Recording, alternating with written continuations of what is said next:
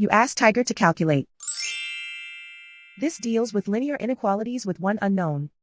The final result is a greater than 8. Let's solve it step by step. Group all constants on the right side of the inequality. Add 2 to both sides.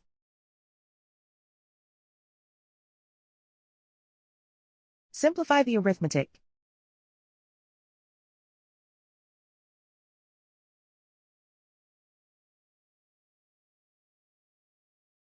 Isolate the a.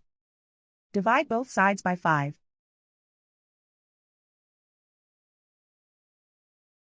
Simplify the fraction.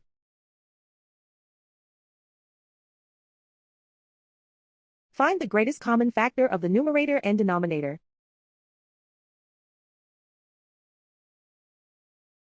Factor out and cancel the greatest common factor.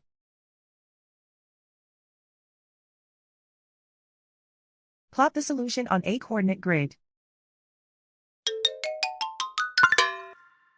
And so the final result is a greater than 8.